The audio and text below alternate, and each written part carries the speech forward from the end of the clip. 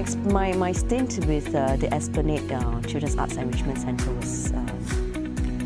was a total eye-opener for me. You know, I got to work with pure dance specialists, music specialists, drama specialists, theatre. It's a school that provides performing arts program for young children. I was heading the education department, so I work with the artists to come up with programs for children from 3 to 16. I bring in preschool children, you know, to enjoy some of these programs within that space itself. I witnessed my two daughters, you know, going through the program and how they have transformed. So very excitingly, I saw children being very engaged in the lessons, very expressive, lots of stories to tell, very expressive when it comes to their ideas, their thoughts, their feelings, confidence. Esplanade started in 2002. My daughters then were, one was 4 and the other was 8. My 4-year-old did a solo hip-hop piece in a public space, so that was really, you know. My 8-year-old was in primary school, and I remember every time during parents-teachers conference, you know, the teacher was like, "Please be quiet, no questions." You know, every time, you know, when I ask questions in the classroom, you know, she'll be the last to raise her hands. But she saw a transformation, you know, the second year, and she asked me why, and I was trying to tell her that she was in this program in the Esplanade. I'm not too sure whether that helped her, but apparently it did. So after I left Esplanade, I went back to the preschool sector, and I decided to bring in the performing arts program into the preschool. So I was still in touch with some of these teachers, and I invited them to come to the school to work with the children. Similar things I observed. You know, children were very happy, very engaged in their learning, always looking forward. In terms of the expression in their regular classroom, I can see that they are using a lot more mediums to demonstrate their learning and understanding. Parents were also sharing positive feedback about their children's growth, both at home and in school. So that's how I got, you know, really interested to look at arts education for young children. Then I was invited to a fairly large preschool organization that runs 30 over childcare centers to head this enrichment arm, and I continue to work with these different, you know, specialists in the art forms. My personal interest has always been in drama, maybe because I was in the drama club when I was in secondary school. I find that when you are, you know, it gives me an opportunity to take on a role that I can resonate with. If not, I can attempt to understand from another character's perspective, and that was liberating when I'm concerned. I get to learn a lot more things, and I started to look up for workshops, conferences, books related to drama. I know very well that my interest is really not to look at drama as a performative program. It's not gearing towards, you know, a performance piece. But the other learning aspects, like, you know, the way we develop self-awareness, the way we get to understand about how the world works around us, the people, relationships, putting ourselves in different perspectives, you know, showing that sense of empathy, that feelings towards one another.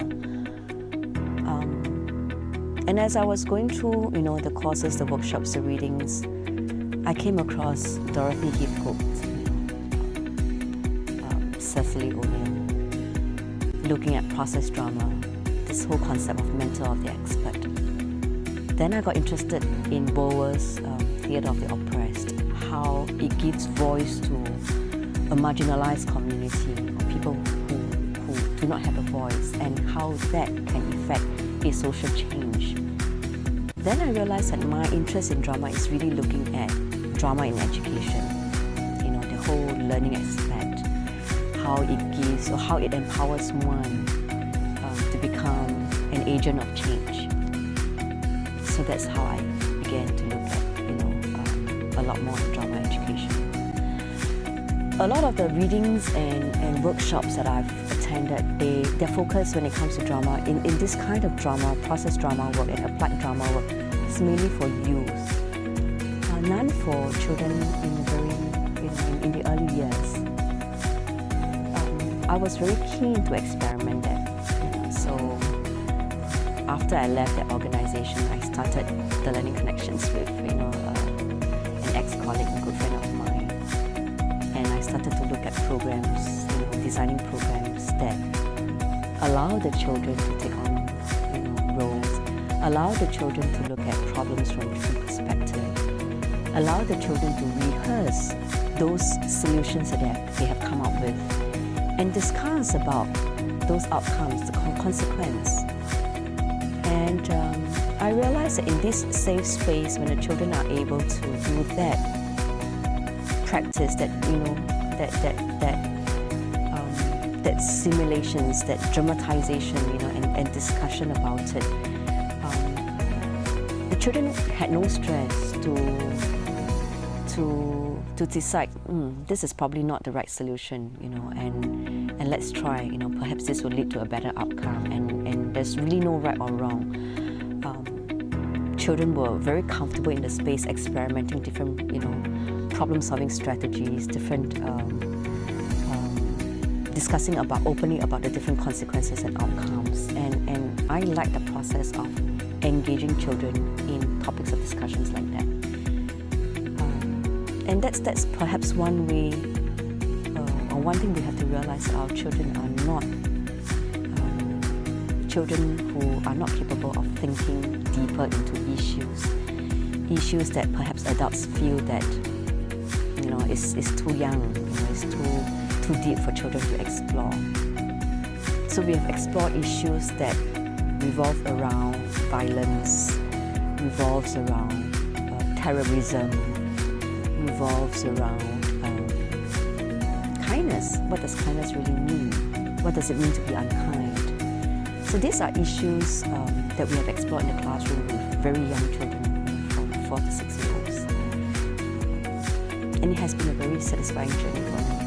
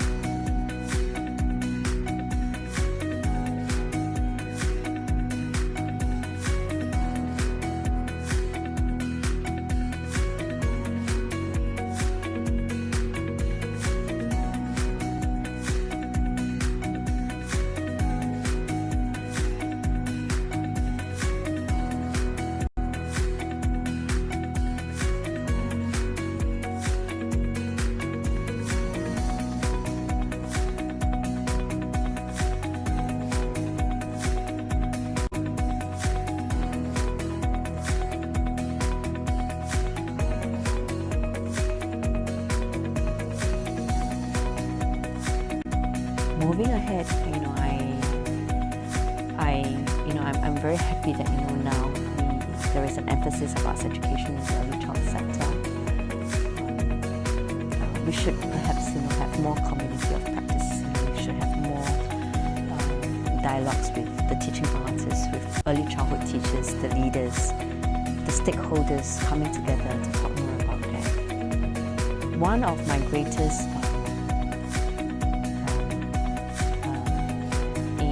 goal is really to develop the entire ecosystem. It is really not so much about working with young children. It is also about working with, the adults to really understand and experience the value, the importance of arts education in our lives. It's not just about how the arts can help with academic outcomes, but how it helps us to be more humane.